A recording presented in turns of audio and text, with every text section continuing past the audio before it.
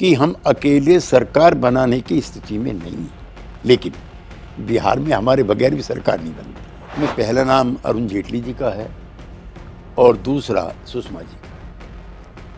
और अरुण जी के साथ हम सब लोग इतने सहज थे कि कई अवसरों पर लगता था कि या तो जेटली जी हमारी पार्टी में हैं या हम जेटली जी की पार्टी में। नीतीश कुमार संख्या कम होने की वजह से मुख्यमंत्री नहीं बनना चाहते थे, ये भारतीय जनता पार्टी के हमारे मित्रों को पता। पहले दिन से ही जो वहाँ के स्थानीय नेता था, जिसमें पार्टी के अध्यक्ष भी शामिल हैं, उन्होंने कहना शुरू कर दिया, यद्यपि हम ज़्यादा संख्या में हैं लेकिन फिर भी हमने मुख्यमंत्री नीतीश कुमार को माना है। अपमानित किया आपको लगता है? अपमानित किया और डेरोगेटरी कमेंट थे जो नीतीश कुमार के स्वभाव के विरुद्ध। हमारा गठबंधन शिव जी की बारात जैसा है,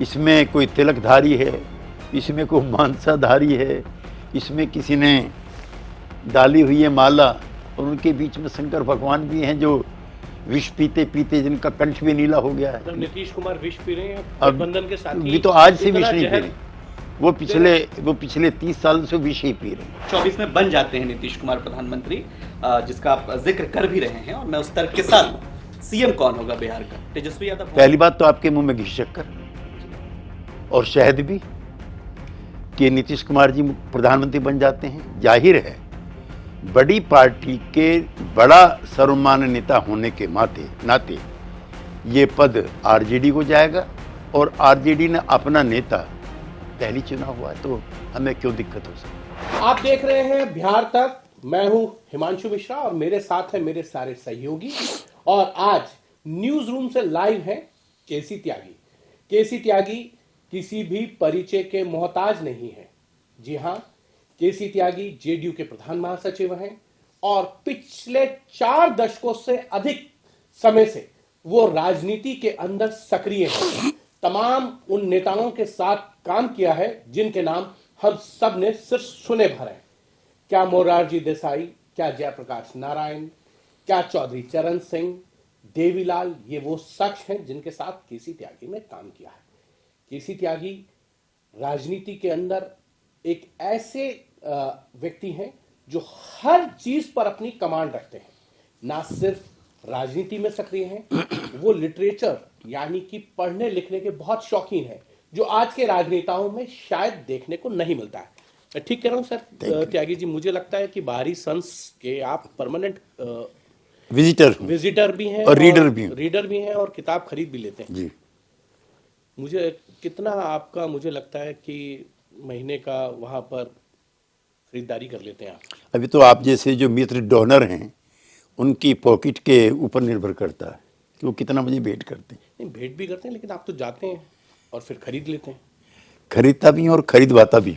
अच्छा, दोनों काम है? दोनों काम।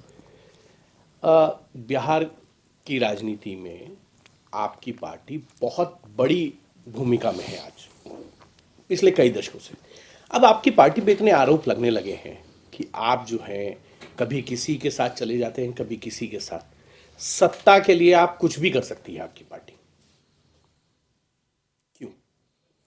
नहीं, ये आपका सतही आंकलन है। हम तो धाराओं के विरुद्ध भी रहे हैं। जनता दल यू का जन्म समाजवादी आंदोलन से हुआ, जिसके नायक डॉक्टर लोहिया और जयप्रकाश नारायण थे, जो स्थापित उस समय की धाराएं थी और शक्तिशाली धाराएं थी, चाहे पंडित नेहरू जी की रही हों या इंदिरा जी की रही हों, उनके विरुद्ध लंबा और शायद सबसे संघर्ष का लड़ाई लड़ करके हम लोग आए। जब इक्के दुक्के एमपी हुआ करते थे तब डॉक्टर लोहिया लड़ रहे थे। जब इंदिरा जी का पूरी दुनिया में साम्राज्य था, यानी कि वो लगभग 180 मुल्क की नॉन अलाइंड मूवमेंट की चेयरमैन थी, तब जयप्रकाश जी के नेतृत्व में हम लोग लड़े। फिर जब हमें लड़ने के लिए हमारे विरोधी कमजोर पड़ जाते हैं तो हम अपनों से भी लड़ने लगते। समय आ गया है क्या? नहीं, मैं बीते समय की बात कर रहा हूं। जब जनता दल में आंतरिक संघर्ष शुरू हुआ तो 1994 आते आते लालू प्रसाद जी के और नीतीश जी के भी मतभेद हो गए थे, और उसी के बाद समता पार्टी का जन्म हुआ। तो जब कांग्रेस पार्टी लड़ने लायक नहीं बची तो हमने अपनों से भी वैचारिक संघर्ष शुरू कर दिया। तो लड़ने का हमारा लंबा इतिहास है। एक दूसरा, कई अवसरों पर जब लगता है कि वैचारिक वातावरण हमारे पक्ष में नहीं है, तो जिसको आपने संज्ञा दी है बदलने की, वो सही नहीं है। समाज भी प्रगतिशील है, धाराएं भी परिवर्तनशील हैं, और जो सोसाइटी के कॉन्ट्राडिक्शंस हैं वो समय समय पर बदलते रहते हैं। 1996 के बाद भी ऐसे कई दौर आए हैं जब जनता दल यू ने इतिहास के निर्माण को अपने हाथों से किया। अगर 1998 में अटल बिहारी वाजपेयी जी के चमत्कारी नेतृत्व के साथ समता पार्टी का तालमेल ना हुआ होता तो शायद इतिहास इतना रोमांचक और परिवर्तनशील ना होता जैसा आज है। अटल जी अध्यक्ष बने थे लोकतांत्रिक गठबंधन के, और जॉर्ज फर्नांडिस उसके संयोजक थे, और नीतीश कुमार जी की महती भूमिका थी। आपको स्मरण है, आज भारतीय जनता पार्टी जिन सवालों को लेकर के विचार भिन्नता के मुद्दों पर इतराती भी है, इठलाती भी है, और विजय भी महसूस करती है, वो अटल जी के चमत्कारी नेतृत्व में वो सारे मुद्दे दफना दिए गए थे। और लगभग 24 पार्टी, आज़ाद भारत के इतिहास में ना ऐसा व्यक्तित्व है और न ऐसा लचर और फ्लेक्सिबल गठबंधन है जैसा अटल जी के नेतृत्व में था। भारतीय जनसंघ का जन्म श्यामा प्रसाद मुखर्जी की जब अचानक मृत्यु होती है श्रीनगर में, जम्मू प्रांत में, उसके बाद शुरू होता है। और उनका आरोप है कि शेख अब्दुल्ला की जेल में उनकी मृत्यु हुई। नारा लगा था, जहां कुर्बान हुए मुखर्जी वो कश्मीर हमारा है। तो उसी शेख अब्दुल्ला के ग्रांड सन को भी अटल बिहारी वाजपेयी अपने मंत्रिमंडल में रखते हैं। ममता बनर्जी, जिसके साथ आज 36 दूनी 72 का आंकड़ा है मोदी सरकार का, वो उनके मंत्रिमंडल में होती है। टीडीपी, जिसका जन्म भाजपा के खिलाफ हुआ था, संयुक्त मोर्चे के संयोजक थे एनटीआर भी और चंद्रबाबू भी, वो उसमें शामिल होते हैं। बहुजन समाज पार्टी, तिलक तराजू और तलवार, जिसकी भाजपा भी नायक थी, उनके विरुद्ध जाकर के भी विचारों के बहुजन समाज पार्टी से भी गठबंधन होता है। और मैं अगर इससे पहले का याद दिलाऊं आपको, उस समय आपकी आयु काफ़ी कम रही होगी, लेकिन मैं बालिग हो गया था। मैं तो पहले ही कह चुका। 1967 में कम्युनिस्ट पार्टियों के साथ मिलकर के भी जनसंघ ने सरकारें बनाई थी। इसलिए किसी एक दल पर, एक व्यक्ति पर ये आप नहीं चिपका सकते कि वो अपनी धाराओं को बदलते बदलते रहते हैं। एक सवाल है, छोटा सा मैं जवाब जरूर चाहूंगा क्योंकि मेरे बाकी सहयोगी भी हैं। जितने टुकड़े जनता दल के हुए उतने टुकड़े तो किसी के नहीं हुए। एक बार दिल टूट जाता है तो बहुत दुख होता है। यहाँ तो जनता दल टूट टूट कर ऐसे बिखर गया कि अब कई चेहरे नजर आते हैं उसमें। ये समाजवादी आंदोलन की ये विचारधाराओं से निकलता है या व्यक्तिवादी विचारों से? परिवर्तनकारी राजनीति का हिस्सा है, या अहम का हिस्सा है, या वैचारिक द्वंद्व का हिस्सा है, इस पर तो कई शोध हो रही हैं। लेकिन आज़ादी की लड़ाई में जवाहरलाल पटेल के बाद सबसे ज़्यादा प्रतिभावान लोहिया, जेपी और नरेंद्र देव जी थे। 1948 में वो कांग्रेस पार्टी से अलग हो जाते हैं, जब सत्ता भोगने के दिन थे। एक अवसर पर पंडित नेहरू कहते हैं, हूँ आफ्टर यू। उन्होंने कहा, भाई नोट जयप्रकाश नारायण। तो उन सुखों को, उन रुतबों को, उन जज्बों को हम तिलांजलि देकर के 1948 में सोशलिस्ट पार्टी बनाते हैं नासिक में। ये हमारी वैचारिक प्रतिबद्धता है। और डॉक्टर लोहिया का एक बड़ा फेमस डायलॉग है, सुधरो या टूटो। तो सुधरे हम थे नहीं, इसलिए टूटते चले गए।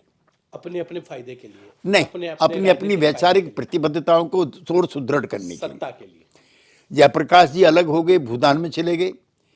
और कांग्रेस पार्टी के लिए जो प्रजा सोशलिस्ट पार्टी थी, उसका नजरिया कभी कभी नरम रहता था, इसलिए जेपी के लोहिया के मतभेद हुए, फिर एसएसपी पीएसपी के मतभेद हुए, फिर 1969 में राजनान के नेतृत्व वाली सोशलिस्ट पार्टी और मधु लिमे के सोशलिस्ट पार्टी, वीवी गिरी और इंदिरा गांधी के मूल्यांकन को लेकर के मतभेद हुए। फिर हम सब लोग जनसंघ समेत जनता पार्टी में आ गए, वहां भी दोहरी सदस्यता के मामले को लेकर के सोशलिस्ट और लोकदल वाले सब इकट्ठे हो गए। वैसे में मेरे पे बहुत बड़ा असर चौधरी चरण सिंह और उनकी नीतियों का भी है, क्योंकि जो मेरी इफेक्टिव पॉलिटिकल अवेयरनेस है वो 1974 में लोकदल में भर्ती होने के बाद ही शुरू होती है। जी सर, आप वैचारिक मतभेद की बात कर रहे हैं कि पार्टियों से वैचारिक मतभेद हुआ, इस वजह से हम अलग हुए, लेकिन ऐसा तो नहीं, मतलब आपको ऐसा लगता है कि क्या नीतीश कुमार बड़ी देर से बात समझते हैं कि बार बार उनका वैचारिक मतभेद हो जाता है? वो चुनाव के वक्त नहीं होता, चुनाव जीत कर जब पार्टी बड़ी हो जाती है, जब पार्टी के विधायक चुन लिए जाते हैं, आप सरकार बना लेते हैं, अगर इतना ही वैचारिक मतभेद है तो इसका एक निष्कर्ष ये भी हो सकता था कि ठीक है हम चुनाव में जाएंगे, बीच चुनाव में हम जनता के पास जाएंगे, उनसे लड़ेंगे, लेकिन आरजेडी के साथ आए चुनाव जीत गए, फिर बीजेपी के साथ आए फिर चुनाव जीत गए, लेकिन सरकार में बने हुए वैचारिक मतभेद अपनी जगह है, लेकिन सरकार की कुर्सी नहीं छोड़ेंगे। मैं आपको गलत साबित करना चाहता हूँ। जी जी बिल्कुल। 2014 में काम आपका यही है। 2014 में हम लोकसभा का चुनाव अपने बलबूते पर लड़ते हैं और हमें भयंकर पराजय मिलती है। हमारे मात्र 2 एमपी जीत करके आते हैं। उसके 1 महीने बाद नीतीश कुमार का इस्तीफा होता है और वो कहते हैं कि मैं आबाहीन बन करके नहीं रह सकता। वर्डिक्ट बीजेपी और मोदी जी को है, देश का अकेला मुख्यमंत्री है। सभी राज्यों में बीजेपी जीतती है, इस्तीफा सिर्फ नीतीश कुमार देते हैं। राहुल गांधी भी देते। उसके बाद शुरुआत हम करते हैं। एक दूसरा, इस्तीफा देने के बाद ये मैं आपकी बात स्वीकार करता हूं कि हम अकेले सरकार बनाने की स्थिति में नहीं है, लेकिन बिहार में हमारे बगैर भी सरकार नहीं बनती है, ये भी सत्य है। भारतीय जनता पार्टी, बाहुबली भारतीय जनता पार्टी, दुनिया की सबसे बड़ी पार्टी, भारत के सबसे लोकप्रिय नेता की पार्टी भी 50 से कम सीटों पर सिमट जाती है जब जनता दल यू से अलग होती है। फिर नीतीश कुमार, ये गलत है, 54 सीटें आई थी 2015 में केसी त्यागी जी। चलिए 4 ज्यादा, 64 सीटों पे पूरा एनडीए गठबंधन जो है वो सिमट गया था। मैं थोड़ा सा तो ये इस बार भी तो फिर जेडीयू के साथ ये भी हुआ ना कि जब आप उस पर भी आते हैं। और ये नीतीश कुमार का ही आभा मंडल है, उनके द्वारा बिहार में किए विकास के कार्य हैं कि 2010 का जब चुनाव होता है 118 सीटों पर जेडीयू जीतता है और 8 इंडिपेंडेंट भी उसके साथ हैं। हम चाहते तो भारतीय जनता पार्टी को छोड़ करके उस दिन सरकार बना सकते थे और हम पे दबाव भी था, लेकिन हमारा मानना था कि हमने गठबंधन में चुनाव लड़ा है और उसकी मर्यादा उसके साथ रहेंगे। अब ये जो अलायंस है आपका, जिसकी तार मुझे लगता है कि 13 में जब टूटी थी और जेडीयू की राष्ट्रीय कार्यकारिणी की बैठक दिल्ली में हुई थी कॉन्स्टिट्यूशन क्लब में, मुझे लगता है उसका राजनीतिक प्रस्ताव आप ही ने ड्राफ्ट किया था। जी, आपका घर नॉर्थ एवेन्यू में था। जी, मुझे ध्यान आता है संजय झा आपके साथ थे जी, और वहाँ पे आपके नेता नीतीश कुमार ने कहा था कि राजनीति में तिलक भी लगाना पड़ेगा और टोपी भी पहननी पड़ेगी। उस वक्त उस तार जेडीयू और बीजेपी के अलायंस में एक बड़े नेता थे जो कोऑर्डिनेशन कर लेते थे, चीज़ों को संभाल लेते थे। कमी खलती है अरुण जेटली की। अरुण जेटली, 17 में साथ लेके आए। अरुण जेटली, हम, नीतीश जी, शरद यादव जी, हम सब लोग छात्र राजनीति में और युवा राजनीति में एक साथ काम किए। अटल बिहारी वाजपेयी जी के बाद भारतीय जनता पार्टी में जो 2 समन्वयवादी, सहयोगवादी नेता रहे हैं, उसमें पहला नाम अरुण जेटली जी का है और दूसरा सुषमा जी का है। और अरुण जी के साथ हम सब लोग इतने सहज थे कि कई अवसरों पर लगता था कि या तो जेटली जी हमारी पार्टी में हैं या हम जेटली जी की पार्टी में। और उन्हीं का सानिध्य था, उन्हीं के प्रयास थे, उन्हीं की इच्छा थी और उन्हीं का इनिशिएटिव था कि हम लोग जो हैं एनडीए में शामिल हुए और उसकी परिकल्पना भी और उसकी रचना भी सब उन्होंने की। और मैं बहुत संकोच के साथ आपके उकसावे पर ये कबूल करता हूँ कि अगर जेटली जी होते तो वर्तमान गठबंधन भी भिन्न होता और नेताओं की भूमिका भी भिन्न होती। मेरा उकसावा नहीं होगा सर ये। ऐसे से जुड़ा हुआ सवाल है, चूंकि बिहार राजनीति में लगातार ये देखा जा रहा है, नीतीश कुमार भी कई मौके पर लगातार, अब तो अरुण जेटली की भी उन्होंने तारीफ की, अटल बिहारी वाजपेयी, श्रीमती अटल बिहारी वाजपेयी की भी तारीफ कर दी, और कुछ दिनों से देखा जा रहा है कि भारतीय जनता पार्टी नीतीश कुमार पर कम हमलावर है और सुशील मोदी को एक बार फिर से फ्रंट फुट पर भारतीय जनता पार्टी कर रही है। चूंकि विचारधारा की बात आपने कही और लगातार आप अटल जी का जिक्र भी कर रहे हैं, क्या कोई ऐसी संभावना फिर से पनपती अगर दिखी तो जनता दल यूनाइटेड एक बार फिर से नए सिरे से गठबंधन पर विचार कर सकती है? नहीं, गठबंधन से हम अलग क्यों हुए, पहले इसका जवाब मैं दूंगा। पिछला जो विधानसभा का चुनाव हुआ वो बहुत शक शुबों से भरा हुआ है। दिल्ली के नेतृत्व की रजाबंदी के बावजूद भी चिराग पासवान का जो पैक्ट नहीं हुआ बीजेपी से, उसके लिए जनता दल यू दोषी नहीं, क्योंकि हमारा और एलजेपी का कभी पैक्ट था ही नहीं। जो पैक्ट था it was between BJP and LJP, और अमित शाह जी के मुताबिक वो 27-28 सीटें देने को तैयार थे और 40 सीटों की जीत चिराग पासवान की थी। गठबंधन टूट गया और चिराग पासवान जी बजाय बीजेपी के उन्होंने जेडीयू पर हमला करना शुरू कर दिया। मैं भारतीय जनसंघ के साथ हूँ 1967 में। जनसंघ में बीजेपी में ऐसा दौर कभी नहीं आया कि वो अपने बड़े बड़े नेताओं को दल बदल करवा के दूसरी पार्टी से चुनाव लड़वाए। ऐसा बीजेपी में कभी नहीं हुआ। अगर हुआ तो फिर वो दोबारा बीजेपी में भर्ती नहीं हुआ। मुझको राम प्रसाद चौरसिया जी याद है जो उनके ऑल इंडिया के सेक्रेटरी। मुझको राजेंद्र सिंह याद है जो भारतीय जनता पार्टी के संगठन मंत्री थे, जो संघ का चेहरा होता है। उन दोनों को भी जनसंघ बीजेपी के टिकट पर चुनाव लड़वाया गया। और ये सिर्फ जो जेडीयू है उसके उम्मीदवार के खिलाफ खड़े हुए। लगभग 90 सीटें ऐसी हैं जहां एलजेपी के बीजेपी के द्वारा किराए पे या उधार लिए गए उम्मीदवार और जेडीयू आमने सामने। अगर ऐसा ना हुआ होता तो वर्तमान में भी 2010 जैसी स्थिति होती और हम 90 के आसपास होते। इसी से जुड़ा हुआ एक सप्लीमेंट्री सवाल ये है, क्योंकि लगातार विचारधारा की बात होती है, कांग्रेस पार्टी भी अब देखिए राहुल गांधी यात्रा पर हैं। सवाल यह है कि नीतीश कुमार अब जब आरजेडी के साथ हैं, ये कहा जा रहा है कि कोई विचारधारा की प्रतिबद्धता को ढोने के लिए वहां पे नहीं गए हैं नीतीश कुमार, क्योंकि आप लगातार भारतीय जनता पार्टी के नेताओं की तारीफ करते हैं और एकदम विपरीत विचारधारा है।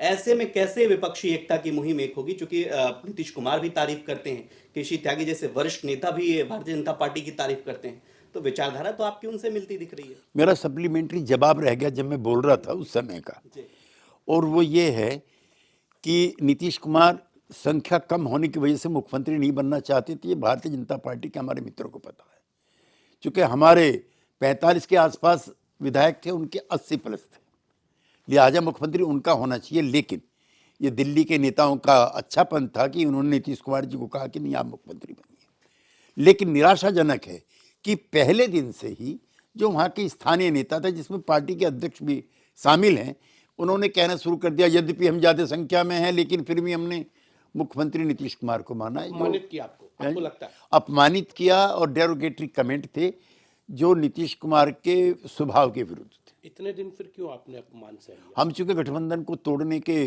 सुधाकर सिंह वो नहीं बनना चाहते थे। अब तो उससे ज्यादा हो रहा है। उसका नतीजा भी निकलेगा जल्दी। क्या मतलब अलग होगा या नहीं, सुधाकर सिंह या तो सुधरेंगे या टूटेंगे। तो टूटेंगे किससे? आरजेडी से। नहीं, आप टूटेंगे आरजेडी से या नहीं, आरजेडी में वो उनके दिन इन्हें गिने हैं। तो पिता रहेंगे पार्टी में, और ये तो उनको तय करना, उस पर मैं टिप्पणी नहीं करना चाहता। लेकिन इनके सवाल का जवाब रह गया। जी विचारधारा से जोड़ते हुए विचारधारा तो जब अटल जी के समय हमने विवादास्पद मुद्दे अलग कर दिए थे, एक। दूसरा, ये 52 की, 57 की, 62 की कांग्रेस पार्टी नहीं, ये खुद विकलांग है और इसे बैसाखियों की जरूरत है। अब अपने बलबूते पर कांग्रेस पार्टी सत्ता में आएगी इसकी कोई संभावना नहीं है। लिहाजा अब जब हम भाजपा से लड़ रहे हैं, वो भी कौन भाजपा, ये जनसंघ नहीं है जहाँ 5-5 रुपए चंदा इकट्ठा करके और अटल जी की मीटिंग होती थी। महाशक्तिशाली महाबली भाजपा है जिसको अकेले कोई भी पार्टी नहीं हरा सकती, ना कांग्रेस अकेले हरा सकती है, ना क्षेत्रीय दलों का गठबंधन हरा सकता है। इसलिए जो नीतीश मिशन 224 है उसकी अवधारणा है कि एक के मुकाबले एक होगा तो भारतीय जनता पार्टी से मुकाबला होगा। आपका मानना है कि भारतीय जनता पार्टी आज की जो है वो बाली की शक्ति से समाहित है, आप सब मिलके उसको नहीं हरा सकते, पीछे से ही वार करना पड़ेगा, ऐसा लगता है? नहीं, वार तो सामने से होगा और वो वैचारिक भी होगा। अगर सामने से लड़ेंगे तो आपकी तो आधी शक्ति वहां पे चली जाएगी। नहीं, आज जो है 2014 नहीं है ना, 2019 है। लोगों में निराशा है, ये मैं स्वीकार करता हूं कि उस तरह का जन आक्रोश नहीं है जैसा जयप्रकाश जी के नेतृत्व में 1974-75 में था। लेकिन जो वायदे जनता से किए गए थे, जैसे मैं रूरल बैकग्राउंड से आता हूं, हमारी आय दुगनी हो जाएगी, ये वायदा किया गया था 6 सालों में, अब तो 8वां साल चल रहा है, कोई फर्क नहीं है। किसानों को मिनिमम सपोर्ट प्राइस स्वामीनाथन आयोग के हिसाब से दिया जाएगा, बिल्कुल गलत साबित हुआ। फर्टिलाइजर के, इंसेक्टिसाइड के, पेस्टिसाइड के, मजदूरी के, पेट्रोल के, डीजल के, सबके दाम बढ़ गए, लेकिन उत्तर प्रदेश के गन्ना किसानों का एक नया पैसा भी राज्य सरकार ने नहीं बढ़ाया। तो जो तब भी हमारा यही कहना था, जो जनता से वायदे किए जाते हैं चुनाव में वोट लेने के लिए, उन्हें पूरे करो। आज भारतीय जनता पार्टी जो है वो गलत विकेट पर है, इसलिए इसके हिट विकेट होने की काफी संभावना है। आप कुछ करें। नहीं, आप अभी जनता की बात कर रहे थे, तो बिहार में अगर देखा जाए तो रोजगार के मुद्दे पर भी तेजस्वी यादव आपके साथ सरकार बना लेते हैं और अब जनता ही कह रही है कि रोजगार तो दे नहीं रहे आप। पीएसएससी के मुद्दे को ले लीजिए और बीपीएससी के बीपीएससी जो छात्र लगातार पटना में अच्छा, हाँ, बिहार सर्विस कमीशन की बात करेक्ट। इन दोनों मुद्दों को ले लीजिए और लगातार आंदोलन चल रहा है बिहार में। 4 मंथ हुए हैं अभी आपकी सरकार बनने का तेजस्वी यादव के साथ, और रोजगार के मुद्दे पर आप घिर रहे हैं, आपकी सरकार घिर रही है। तो देखिए, आप बिहार यहाँ के पे स्टैंड नहीं ले पा रहे हैं। बिहार में आप वहीं के रहने वाले हैं, वहाँ की सामाजिक और आर्थिक परिस्थितियों का हमें सही विश्लेषण भी करना चाहिए। बिहार ऐसा नहीं था जैसा आज है। बिहार का जब बंटवारा हुआ है उसके बाद सारे बड़े शहर, चाहे रांची था, चाहे जमशेदपुर था, चाहे और शहर थे, वो चले गए। जितने कल कारखाने थे वो सब चले गए, जितने खनिज थे वो सब चले गए, जितनी माइंस थी वो सब चली गई। बिहार बदहाल बिहार के बदले में बदनसीबी, बेरोजगारी, ये सब चीज़ें आई। एक कोई भी बड़ा इंडस्ट्रियलिस्ट बिहार में आज क्यों अपनी संपत्ति लगाएगा जब उसको कोस्टल एरिया में, चाहे वो महाराष्ट्र हो, चाहे कर्नाटका हो, चाहे वो गुजरात हो, जैसे उसको समृद्ध तटवर्ती इलाके मिल रहे हैं, और चाहे विकसित राज्य उसको मिल रहे हैं, चाहे नोएडा हो, चाहे गुड़गांवा हो, और चाहे रांची हो। 15 साल में क्यों पिछड़ गए? नहीं, हम तो पिछले 15 साल से है ना आप तो। हाँ, तो 15 साल से केंद्र 17 साल सरकार, में आपने कुछ नहीं 15 साल से हम, और जब बंटवारा हो रहा था, जब ये सब कुछ जा रहा था, तो आप तो एनडीए सरकार के पार्टनर थे। तब आपको नहीं लगा? तब हमने सवाल उठाया था आपकी जानकारी के लिए, आपने कवर भी किया था, नहीं उठाया था कि तो बिहार को विशेष राज्य का दर्जा आंदोलन क्यों दीजिए। नहीं चलाया? आप तो आंदोलन हमने आंदोलन चलाया, दिल्ली में 1 लाख से ज्यादा लोगों को इकट्ठा किया, एक ही बार, और प्रधानमंत्रियों से जब रघुराम राजन कमेटी बैठी उसमें भी हमने अपना पक्ष रखा। हम प्रधानमंत्री से मिले, लेकिन रघुराम राजन कमेटी ने, और अब बाद में एनके सिंह कमेटी ने, जो फाइनेंस कमीशन था 15वां, उन्होंने बिहार को विशेष राज्य का दर्जा देने से मना कर दिया। जब तक बिहार को विशेष राज्य का दर्जा नहीं मिलेगा, बिहार में कोई विकास नहीं हो सकता। तो छात्र ये कहाँ तो कह ये रहे हैं? मान लिया जाए कि अगर विशेष राज्य का दर्जा ना मिले तो बिहार विकास नहीं करेगा। नहीं करेगा, उद्योग नहीं लगेंगे, इंफ्रास्ट्रक्चर बना बनाया भी बेकार जाएगा। हमने लॉ एंड ऑर्डर में काफी सुधार किया, पूरे देश के लोग मानते हैं, आप भी मानेंगे। सड़कों का निर्माण हुआ है, पुल बने हैं, पुलियाएं बनी हैं, गरीब लोगों के सशक्तिकरण के लिए कई काम हुए। जहाँ तक बच्चों की आप दिक्कत बता रहे हैं, उसके लिए भी सरकार प्रयत्नशील है, और मुझे उम्मीद है कि उसका जल्दी कोई हल निकलेगा। सर मैं आपको बताऊं कि जब इन्होंने छात्रों की बात कर ली तो शिक्षा मंत्री हैं चंद्रशेखर, अभी आप विचार की बात कर रहे थे कि वैचारिक मतभेद, शिक्षा मंत्री का जैसे आप कह रहे हैं कि बीजेपी धर्म की बात या विचार की बात करती है उस तरीके से, और आप विकास की बात कर रहे थे, तो शिक्षा मंत्री को उस तरीके से, लेकिन वो तो रामचरितमानस पर ज्ञान दे रहे हैं, एक नया विवाद शुरू कर दे रहे हैं। बच्चे वहां सुनने के लिए बैठे हैं कि आप नौकरी कितना कब देंगे, सेशन कब से कंटिन्यू होगा, क्या 5 साल डिले सेशन चलता रहेगा, लेकिन वो बाहर आके कह रहे हैं कि भाई रामचरितमानस जो है वो नफरत वाला ग्रंथ है। देखिए, मैं किसी भी धार्मिक ग्रंथ के, धार्मिक गुरु के विरुद्ध निंदनात्मक, आलोचनात्मक और भावनात्मक टिप्पणी किए जाने का विरोधी हूँ, including Ramcharitmanas, including Mahabharat, Bible, Gita और कुरान शरीफ। लेकिन दुर्भाग्य भारत का कि यहाँ पर जो सहनशीलता है उसमें कमी आई है, जिसका नतीजा है। लेकिन रामचरितमानस के अंदर उस समय और काल के मुताबिक जो कुछ की गई टिप्पणियां हैं वो भी आपत्तिजनक है। जैसे महिलाओं के बारे में और शूद्रों के बारे में जो की गई टिप्पणी है कि ढोल गंवार शूद्र पशु नारी सकल ताड़ना के अधिकारी, तो ये हमारी बहन बैठी है। आज के युग में क्या महिलाओं को प्रताड़ित करके ही कुछ प्राप्त किया जा सकता है? आज जब सारी सरकारें शूद्रों के सशक्तिकरण की प्रक्रिया तेज कर रहे हों, तो क्या शूद्रों के बारे में ऐसी टिप्पणी कर कोई कर सकता है? और अब जब भी महिलाओं के बारे में टिप्पणी हुई है या शूद्रों के बारे में टिप्पणी हुई है, ऑल पार्टी एक हो गई है। लिहाजा आज व्याख्या करने का समय ठीक नहीं था, लेकिन ये प्रसंग तो आपत्तिजनक है, इससे कौन इनकार करेगा? आपकी तो भूमिका बड़ी डिफरेंट नहीं हो जाती है? पर्सनल कभी पार्टी के लेवल पर। आप बचाते नजर आते हैं, जब भारतीय जनता पार्टी के साथ होते तो उनकी विचारधारा के साथ आपको बचना पड़ता है, इधर आते हैं महागठबंधन में तो फिर आपकी विचारधारा में आपको मतलब आते हुए बात हो रही थी मेरी और आपकी। आप जेडीयू में रहते हुए अटल बिहारी वाजपेयी की स्थिति में आ गए जैसे 1990 में थे, और राम रथ यात्रा निकाली जा रही थी, कुछ स्थिति आपकी भी वैसी है लगता है। मेरी फितरत देखिए, मेरा सलीका देखिए, जब सुलझ जाती है गुत्थी फिर से उलझाता हूँ मैं। सुलझाते हैं उलझाता भी हूँ, सुलझाता भी हूँ। ऐसा है कि ये अतिवादी राजनीति के दिन नहीं है, ये अतिवादी विचारधारा के दिन नहीं है। और मैं लोहिया और चरण सिंह का कार्यकर्ता होने के बावजूद भी अटल बिहारी वाजपेयी भी मेरे आदर्श हैं, जिनका उदार मन, जिनका लचीला राजनीतिक दर्शन सदियों तक हम लोगों को प्रभावित करेगा। वो भारतीय जनसंघ के संस्थापक सदस्यों में है, लेकिन उनकी उदारता का चर्चा सभी वर्गों में, सभी समूहों में है।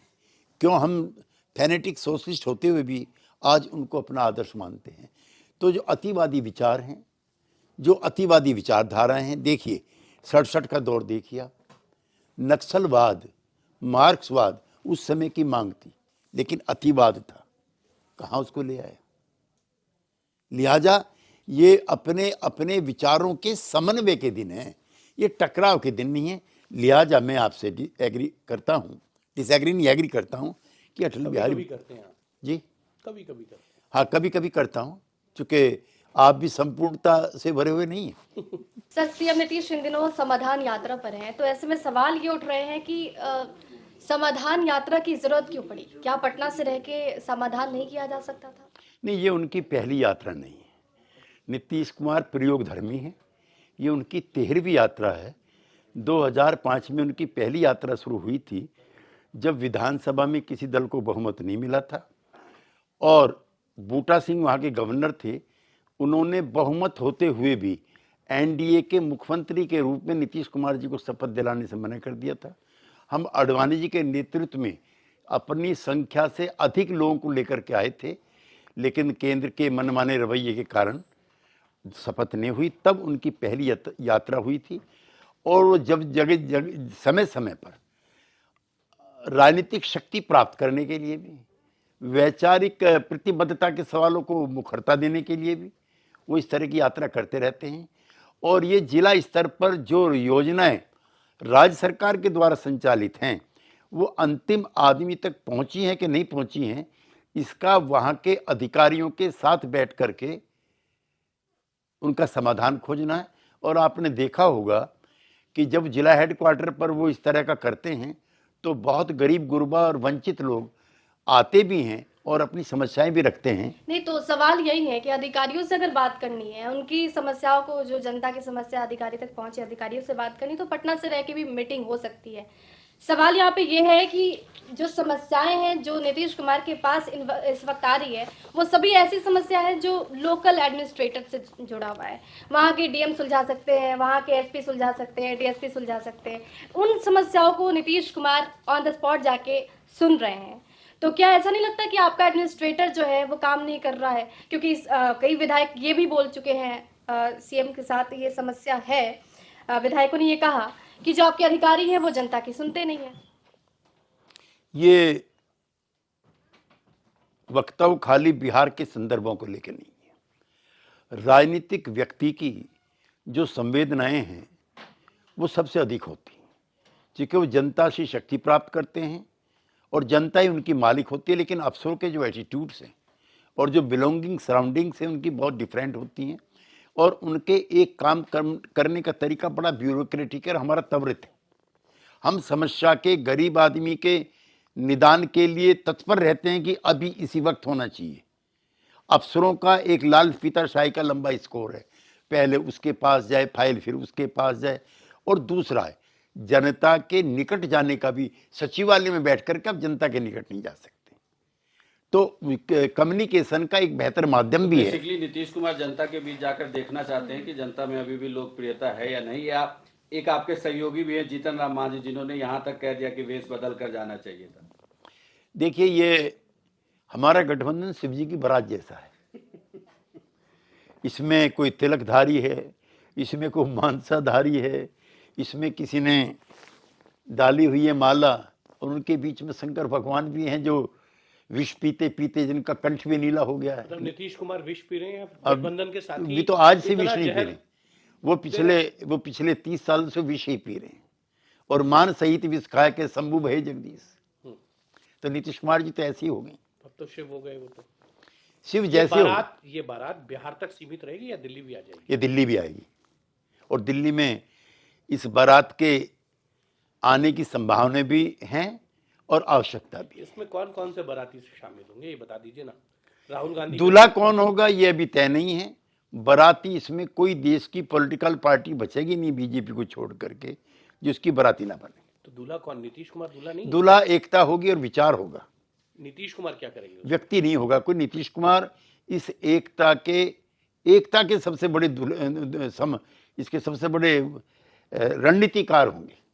सर बोल दीजिए ना सीधा सीधा, क्या वो प्रधानमंत्री पद के उम्मीदवार होंगे? अब तो चार्टर ले लिया, अब तो आपने हेलीकॉप्टर ले लिया। किस राज्य में किस मुख्यमंत्री के पास चार्टर नहीं है, हेलीकॉप्टर नहीं है? एक। दूसरा, नीतीश कुमार जी के बारे में मैं अपने सभी बिहारी मित्रों को बता दूं, अकेला देश का मुख्यमंत्री है जो दिल्ली कभी भी न चार्टर से आता है न हेलीकॉप्टर से आता है। मैं जब राज्यसभा में था वो मेरे टिकट पे भी दिल्ली आए हैं, आरसीपी सिंह के टिकट पे भी दिल्ली आए हैं। तो उससे ज्यादा इस मामले में मैं बहुत चुनौती के साथ कह रहा हूं, कोई सादा मुख्यमंत्री। इतनी सादगी थी, इतना सादगी भरा जीवन पिछले कई दशकों से वो जी रहे थे, तो फिर अब क्यों चार्टर की और हेलीकॉप्टर की? ये पुराना पड़ गया। अगर आप चाहते हैं कि दुर्घटनाग्रस्त हो जाए तो आपकी चार्टर की क्या जरूरत है? कि चार्टर 6, 7, 8 सीटर है सब राज्यों में। कौन सा राज्य है? नहीं वो तो इवन हरियाणा का जो मुख्यमंत्री है वो 150 किलोमीटर की दूरी भी चार्टर से पूरी करता है। Why to blame Nitish Kumar alone? अभी आपने कहा कि जो है नीतीश कुमार नहीं आते हैं। मैं बहुत ज़्यादा नहीं बिहार को जानता समझता हूं, लेकिन इतना तो देखता हूं, राजनीति कवर करता हूं। जब से आपने गठबंधन तोड़ा है, नीतीश कुमार जब दिल्ली आए हैं तो चार्टर से आए हैं। सर अब तक नीतीश कुमार सिर्फ एक बात बता दीजिए ना। मेरे आपके सवाल का जवाब दे रहा हूँ ना, जो आप ठीक कह रहे हैं। वो चार्टर से आए हैं लेकिन वो उस दिन दिल्ली नहीं आए हैं। हम और वो चौधरी देवीलाल जो हमारे नेता थे उनकी स्मृति सभा में हिस्सा लेने के लिए हिसार गए, और हिसार बाई रोड आप नहीं जा सकते पटना से। वो एक ही बार आए हैं और उस बार चार्टर से आए हैं। और मैं चाहता हूं कि और मुख्यमंत्रियों का हिसाब भी हो जाए, हमारे यूपी वाले का भी हो जाए कि 1,500 बार चार्टर से कहें कि 2,000 बार। विज्ञापन उनके ज़्यादा छपे हैं, दिल्ली वालों की ज़्यादा छपे हैं कि पटना वालों की ज़्यादा छपे हैं, ये भी एक दिन बहस हो जाए। ठीक है सर, एक सवाल, चूंकि इस दौर को थोड़ा चर्चा को आगे बढ़ाते हैं, बिहार राजनीति से जुड़ा हुआ, आप भी स्वीकार करते हैं, आपकी पार्टी भी स्वीकार करती है, इवन आरजेडी के नेता भी कह रहे हैं नीतीश कुमार पीएम मटेरियल हैं। नीतीश कुमार पीएम मटेरियल हैं तो सीएम मटेरियल तेजस्वी यादव हैं, जेडीयू की तरफ से ये स्पष्ट रूप से नहीं। देखिए, नीतीश जी की बात नहीं है, क्योंकि अगर 2024 में सर नीतीश कुमार प्रधानमंत्री बन जाते हैं तो बिहार को तो नया सीएम मिलेगा। जहाँ तक नीतीश कुमार जी की अनुभव की और योग्यता की बात है, वो देश के किसी भी सक्सेसफुल लीडर से ना तो उनका अनुभव कम है, ना उनकी वरीयता कम है, और ना उनकी प्रशासनिक क्षमता कम है। और यूं भी आजकल मुख्यमंत्रियों के प्रधानमंत्री बनने के दौर है। सबसे पहले चौधरी चरण सिंह, उसके बाद वीपी सिंह, उसके बाद नरसिंह राव, उसके बाद देवेगौड़ा, उसके बाद वर्तमान प्रधानमंत्री, ये सभी मुख्यमंत्री रह चुके हैं। तो इस फहरिस्त में जोड़ना चाहते हैं अपना? हमें जनता दल यू के कार्यकर्ताओं को तो बहुत प्रसन्नता होगी अगर वो इस श्रेणी में जुड़ते हैं, लेकिन हमारी तरफ से, जेडीयू की तरफ से ना ये मांग है, ना बाध्यता है, और ना प्रोजेक्शन है, ना हमारा कोई प्रस्ताव है। नहीं, मैं सर उससे आगे की बात कह रहा हूं। अगर 24 में बन जाते हैं नीतीश कुमार प्रधानमंत्री, जिसका आप जिक्र कर भी रहे हैं, और मैं उस तर्क के साथ हूं, सीएम कौन होगा बिहार का? तेजस्वी यादव होंगे? पहली बात तो आपके मुंह में घी शक्कर जी। और शहद भी कि नीतीश कुमार जी प्रधानमंत्री बन जाते हैं। जाहिर है, बड़ी पार्टी के बड़ा सर्वमान्य नेता होने के नाते ये पद आरजेडी को जाएगा, और आरजेडी ने अपना नेता पहली चुना हुआ है, तो हमें क्यों दिक्कत हो सकती है। नहीं तो एक सवाल इससे जुड़ा हुआ ये भी है कि कल जिस तरीके से नीतीश कुमार ने कहा कि अभी कुशवाहा डिप्टी सीएम नहीं बनेंगे, आपकी पार्टी में है, और लगातार चर्चा थी। इवन एक इंटरव्यू में तो उन्होंने, मतलब हमसे भी, जब हमारे संवाददाता ने उनसे सवाल किया तो उन्होंने कहा कि मैं मठ में बैठने के लिए तो नहीं आया हूँ, पद मिलेगा तो क्यों छोड़ेंगे, ये तो फैसला मुख्यमंत्री को करना ये है। किसी भी राजनीतिक कार्यकर्ता की जो, लेकिन फिर जब नीतीश कुमार ये कहते हैं कि नहीं, अभी कुशवाहा मतलब डिप्टी सीएम तो नहीं बनने जा रहे हैं, डिप्टी सीएम कोई नहीं बनेगा, मंत्री पद जरूर दिया जाएगा, वो भी कांग्रेस के कोटे से, तो क्या ये तय माना जाए कि उपेंद्र कुशवाहा फिलहाल जेडीयू में कहीं मिसफिट तो नहीं हो रहे हैं, कहीं उन्हें दिक्कत है? सवाल ये है, देखिए, इसमें एक supplementary है नीतीश कुमार दबाव है सर, मेरा एक सप्लीमेंट्री है, कहीं एक बार फिर से छोड़कर, क्योंकि वो तो उसके लिए जाने जाते हैं, पार्टी उनकी खत्म नहीं हुई है, जाने जाते हैं, और कहीं एक बार फिर से राह जो है, अंतरात्मा की आवाज। मैं बहुत सारे सवालों के घेरे में हूं। मुझको नहीं लगता है कि उपेंद्र जी अब कोई और नया घर और रास्ता ढूंढेंगे। उनके और नीतीश कुमार जी के बहुत बेहतरीन रिश्ते हैं, और जिन वर्गों की रहनुमाई जनता दल यूँ करता है, उन्हीं वर्गों की रहनुमाई के सबसे बड़े नेता नीतीश कुमार जी हैं, और बड़े नेताओं में उपेंद्र कुशवाहा जी शामिल हैं। लिहाजा कोई और नई राह वो तलाश करेंगे, इस संभावनाओं से मैं इनकार करता हूं। तो मुख्यमंत्री नहीं बनाएंगे तो क्या मंत्री पद देंगे? ये नीतीश कुमार जी का प्रेरोगेटिव है, और यूं भी हमारे से लगभग दुगनी संख्या आरजेडी के एमएलएज की है, और उनकी तरफ से एक मुख्यमंत्री पहले ही आरजेडी का है। जेडीयू की संख्या कम है, मुख्यमंत्री या उप मुख्यमंत्री? उप मुख्यमंत्री। इसलिए नीतीश कुमार जी का ये वक्तव्य बिल्कुल सही है और स्वागत योग्य है कि जेडीयू का एक और उप मुख्यमंत्री नहीं हो सकता। आप बार बार जबान फिसल रही है, मतलब राह वही है कि अब मुख्यमंत्री बनाना है। मैं तो पहले ही घोषित कर चुका हूं और कह चुका हूं कि अगर नीतीश कुमार जी राष्ट्रीय राजनीति का हिस्सा बनेंगे तो जो पद रिक्त होगा वो बड़ी पार्टी के हिस्से में जाएगा, दैट इज आरजेडी। और आरजेडी ने अपना नेता पहले ही तेजस्वी यादव जी को क्या ये मान लिया जाए कि नीतीश कुमार जब राष्ट्रीय विपक्षी दलों को एकता के सूत्र में बांधने के लिए निकलेंगे, उसके पहले ही गद्दी दे दी जाएगी, या 24 का इंतजार किया जाएगा, फिर कहा जाएगा कि भाई चुनाव के नतीजे ऐसे हैं तो आप फैसला? नहीं, हमने अभी किसी ज्योतिषी से ये सलाह मशवरा नहीं किया है, और यूं भी राजनीतिक फैसले समय काल और परिस्थिति के हिसाब से होते हैं। हम लोगों की अवधारणा या ज्योतिषियों की कल्पना पे नहीं। 1.5 साल से भी कम का वक्त बचा है सर। राहुल गांधी लगातार मतलब यात्रा पर हैं, भारत जोड़ो यात्रा पर हैं और काफ़ी मेहनत भी कर रहे हैं, भीड़ भी निकल करके सामने आ रही है, इस बात से इनकार नहीं किया जा सकता।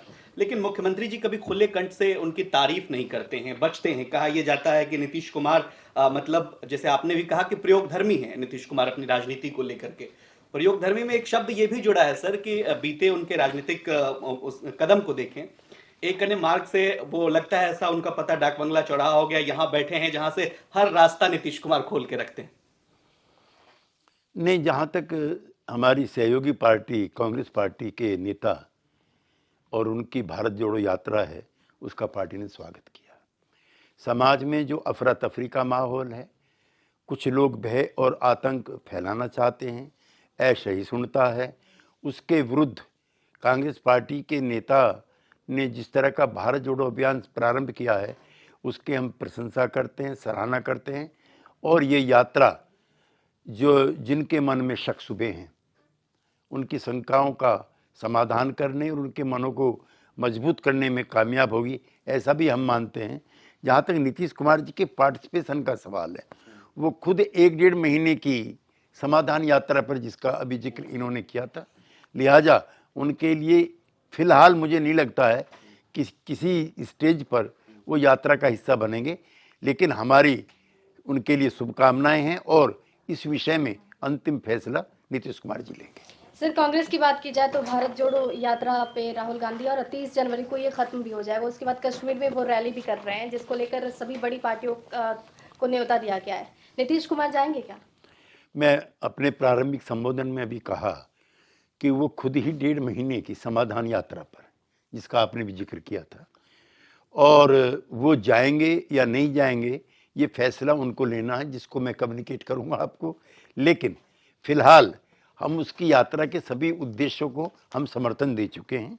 और जब उत्तर प्रदेश से पद यात्रा चली है, जनता दल यूनाइटेड के प्रदेश अध्यक्ष समेत कार्यकर्ताओं ने उसका स्वागत किया है। सर, एक सवाल मेरा, चूंकि आप बात अतिवादी की कर रहे थे, वह पूछना मैं भूल गया कि बात बिहार में शराबबंदी है सर, और नीतीश कुमार पिछले 2 सालों की यात्रा देखे तो उस यात्रा का निचोड़ यही निकल कर आता है कि शराबबंदी जारी रहेगी। अभी सरकार इस पे बिल्कुल अडिग है, लेकिन पूरे बिहार में शराब मिलती है। कोई ऐसा शहर नहीं जहां शराब ना मिलता हो, और हर दिन वो मतलब खबरों में होती है, अखबारों में छपी होती है। आप किसी डिजिटल मीडिया को उठा लीजिए, वहाँ पर इतने शराब पकड़ाए, ये पकड़ाया, वो पकड़ाया, और लगातार जीतन राम मांझी कहते हैं कि सबसे ज़्यादा दिक्कत इसमें गरीबों की हुई है।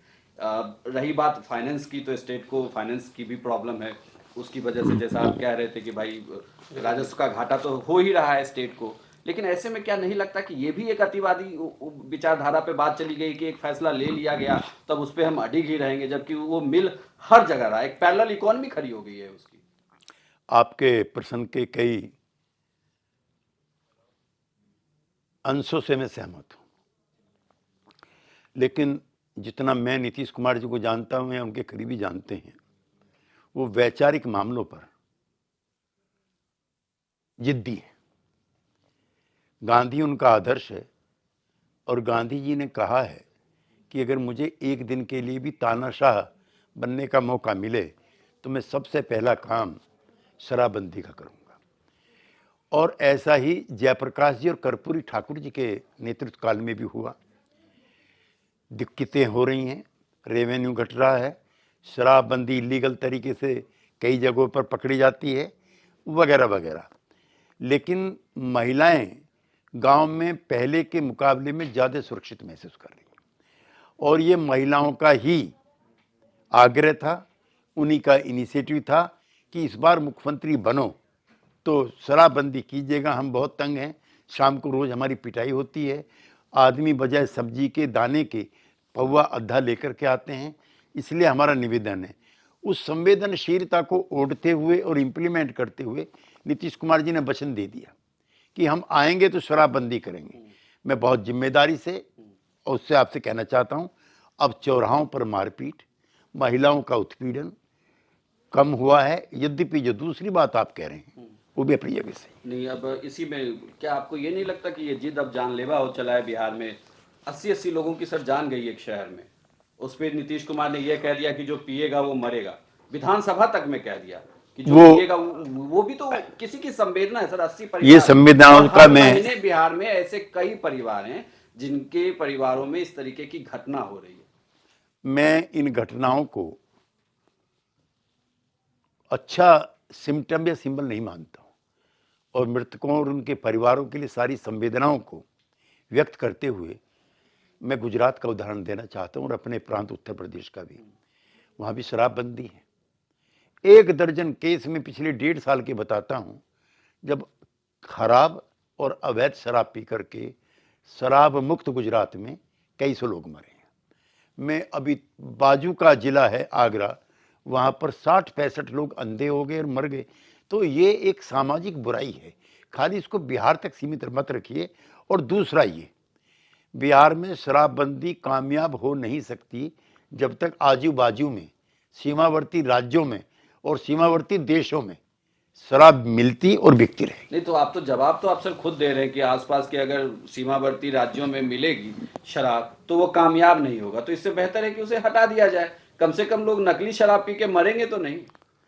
नहीं, पैरेलल इकोनॉमी ये तो खड़ी आपका नहीं एक होती ना, पैरेलल इकोनॉमी खड़ी हो गई। ये आपका एक व्यवहारिक और कंज्यूमरिज्म से भरा हुआ वक्तव्य हो सकता है, लेकिन मैं इससे सहमत नहीं हूँ। ठीक है सर, सवालों के दौर को थोड़ा सा आगे बढ़ाते हैं। 4 दशकों का लंबा अनुभव आपका राजनीति में, और केसी त्यागी जब बोलते हैं तो अटकलें खत्म भी होती है किसी चीजें से, किसी बातों से, और अटकलों का दौर शुरू भी होता है केसी त्यागी के बयान से। दोनों चीजें। आरजेडी के खुले अधिवेशन में पार्टी के मर्जर पे बात चली, पार्टी के मर्जर पे नहीं, सवाल ये था कि जो फैसला लेंगे सिंबल को लेकर के, मर्जर को लेकर के, वो तेजस्वी यादव और लालू प्रसाद यादव लेंगे। वहीं से ये बयानबाजी का और ये कयास लगाया जाने लगा कि पार्टी मर्जर जेडीयू आरजेडी का हो सकता है भविष्य में। इसी में मेरा एक सप्लीमेंट्री है, क्या सिर्फ जेडीयू का होगा और आरजेडी का, या केसी त्यागी ने एक मुहिम चलाई थी 2015 के विधानसभा चुनाव से पहले, जिसमें जितने टूटे हुए दिल हैं, आप दल। के टुकड़े हैं, दल, माफ कीजिएगा मैं थोड़ा सा भावनात्मक में बह गया था। नहीं, वो तो आप दिल के तो एक ही है। मैं कहना वही चाहता था, समझ आप गए, क्योंकि आप तक सही बात चली गई है। क्या सभी जनता दल के टूटे हुए दलों का एकीकरण हो जाएगा? नहीं, ये बहुत मुश्किल कवायद है, और आप गवाह हैं कि मुलायम सिंह जी को हमने अध्यक्ष माना, पार्लियामेंट्री बोर्ड का चेयरमैन माना, झंडा उनका माना, डंडा उनका माना, और चुनाव चिन्ह उनका माना, और RJD, JDU, JDS, Indian National Lokdal और समेत आधा दर्जन पार्टियां एक हो गई थी, और नीतीश कुमार जी ने घोषणा कर दी थी कि मैं इनमें से कोई पद नहीं लूंगा। खल किसने डाल दी बीच में? नहीं, मैं उन काल परिस्थितियों में फिर नहीं जाता हूं, लेकिन वो संभव नहीं हो पाया। तो ये बहुत मुश्किल कवायद है। जनता दल परिवार की या समाजवादी परिवार की एकता हो, वो हमारे जैसे लोग जो इस आंदोलन के हिस्से रहे हैं, उनकी हर वक्त इच्छा और अभिलाषा रहती है। यद्यपि ये मुश्किल काम है, लेकिन जेडीयू और आरजेडी का जो मर्जर है, उसे मैं अधूरी प्रक्रिया मानता हूँ। अच्छा होगा कि इसमें मुलायम सिंह जी की, अखिलेश यादव जी की समाजवादी पार्टी हो, इसमें देवा गौड़ा जी की पार्टी हो, इसमें नवीन पटनायक जी जो इसी धारा से निकल कर गए हैं उनकी पार्टी हो, इसमें चौटाला परिवार संयुक्त होकर के समूचा इंडियन नेशनल लोकदल वो इसका हिस्सा बने, चंद्रशेखर जी के नेतृत्व में यदा कदा जहाँ जहाँ लोग हैं वो इसमें आए, एक ऐसी पार्टी बने, हमारे जैसे लोगों की। केसी त्यागी RLD में ये है कि आरजेडी और जेडीयू को एक हो जाना चाहिए विचारधारा के नाम पे, कोई दिक्कत नहीं। नहीं, ये ब्रॉड बेस होना चाहिए, खाली एक आंचल में एकता हो, मैं इसका पक्षधर नहीं। ये एकता व्यापक होनी चाहिए, विचारधारा पे होनी चाहिए, और अगर ये हो जाता है तो फिर एक दिन ऐसा आएगा जब अगला प्रधानमंत्री भी जनता दल परिवार से होगा, जैसे मुरारजी भाई हुए, चौधरी चरण सिंह हुए, वीपी सिंह हुए, चंद्रशेखर हुए, देवा गौड़ा हुए, और गुजराल साहब हुए, और फिर अगला भी जनता दल परिवार से होगा। 24 से पहले सर ये हो जाता है। बस छोटा सा सवाल यही है, सपना 24 किसको है देखना 24 में अगर ये सब हो जाता है तो कौन आपके लिए जनता दल परिवार से प्रधानमंत्री आप देखना नहीं, चाहते हैं? मैं- एक चीज और, किसी भी जनता दल से निकले हुए समाजवादी आंदोलन से निकला व्यक्ति अपना कार्यकाल पूरा नहीं कर सका। इसमें हमारी मित्र पार्टियों का बड़ा योगदान है। कौन सी? कांग्रेस? कांग्रेस पार्टी भी और भाजपा भी। 4 बार कांग्रेस पार्टी ने और 1 बार भाजपा ने जो लंगी मारी है, लंगी मार लेग पुलिंगिज्म वो किया है। 89 में बीजेपी की मदद से हमारी सरकार चल रही थी। राम जन्मभूमि बाबरी मस्जिद का विवाद अदालत में था। मुख्यमंत्री कल्याण सिंह जी ने एफिडेविट दिया कि मैं शपथ पूर्वक कहता हूं कि मस्जिद के ढांचे को कोई नुकसान नहीं होगा।